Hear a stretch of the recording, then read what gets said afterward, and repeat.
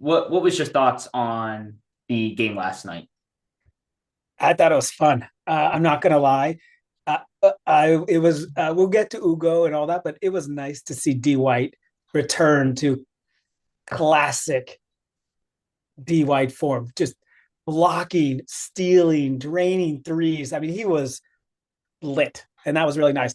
I feel like you can't ride Jaylen Brown all game, every game, right? We need those guys. Hauser came back, so it was nice to see the old guard step back to their form, and I do think this sort of leads into what you were mentioning about Ugo and some of the other rooks and stuff. Like those guys are now going back to sort of their form from last year and the year before in terms of percentages, whatever. I think that's giving opportunities to the younger generation to get quality time and to improve.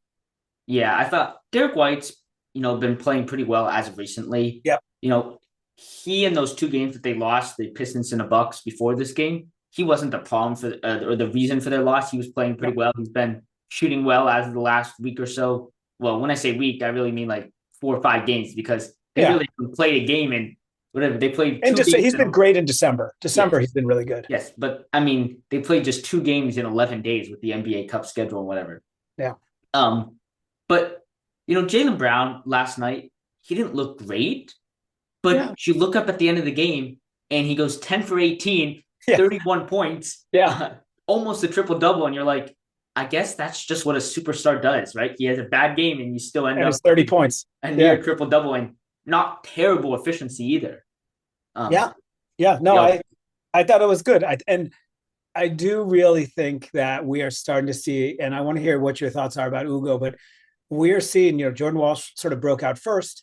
Obviously, Kate is having a good season, but we are seeing those sort of next level players starting to really improve and be real contributors on this team. yeah, we'll get to that in 1 second, but I just, on the Jaylen Brown conversation, Yeah. he made 10 of 11 free throws. Thank Like, you. how Thank you. long have we been waiting for him just to, finish off the performance that he's already having with the whatever the 5 extra free throws that he should be making a night? Right? He already doesn't get to the line often, as I've said multiple times. Well, what I liked most about that game was, I mean, it was a pretty close game. It was tied at half, I think 56s or something. And mhm. but the Heat are a tough team, and they just put their foot on the gas and they ran away with it in the end of the third quarter, really fourth quarter. Like they just won that game. They just took over and won that game. And I think we need to see that against, I'm not saying the Heat are the toughest opponent, but they're not an easy team.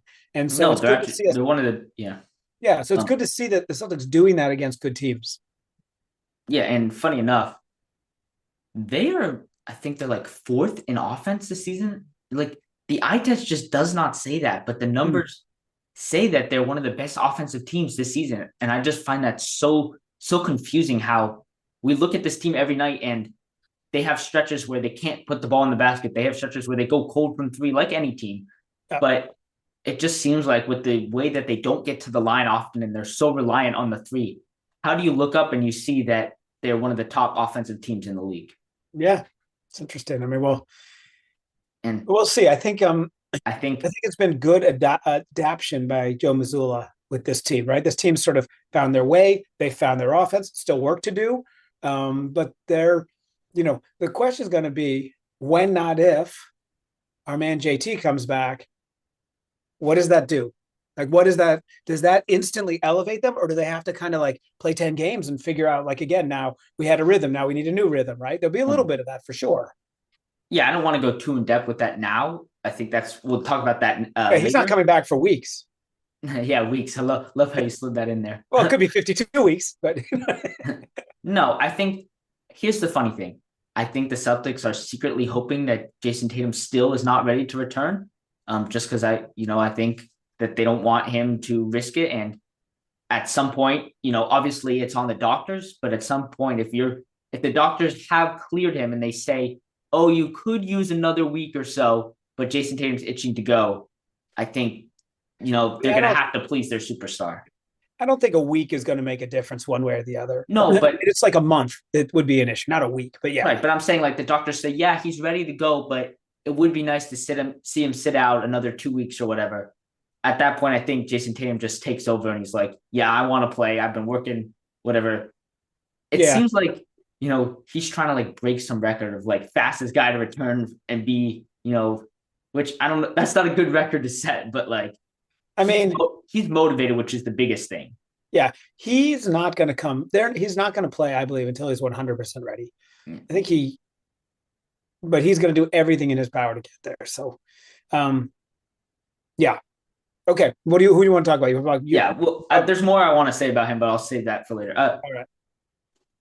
Ugo Gonzalez, he's been playing in Spain for the last 3 years. So he's already playing against pros, albeit not NBA players, but he has that experience over some of the players his age coming out of college because he's already been in a championship situation. He's already playing against grown men in the fact that, they're all in their 20s, 30s, some of them, retired NBA players, right? So the fact that he's playing in a professional league gives him that advantage of how to just go about your business, how to put in the work and do the things that you're good at and not worry about the things that are not in your wheelhouse.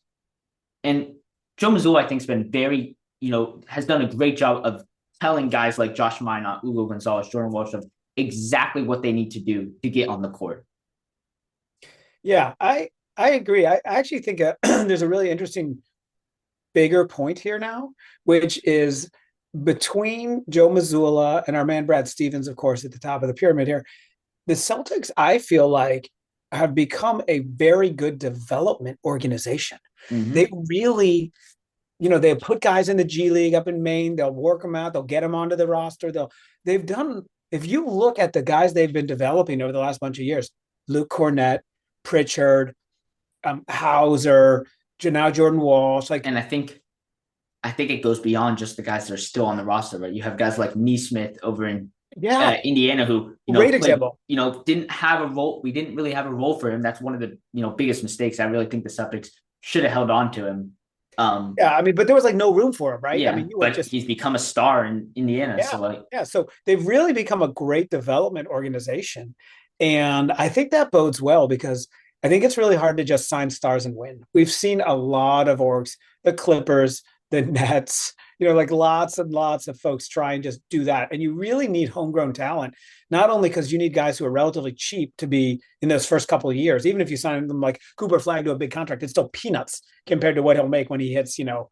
I mean, he is making, what is he making, 15 million a year as a 15, but not 50. Right. Right. Like, so, but you need some of those role players at $5-10 million or $3 million or whatever. And it's like, so that you can afford the 65 million for Jaylen Brown or Tatum or, right. SGA or whoever. And so I think it's if we can keep it up, it's a real competitive advantage.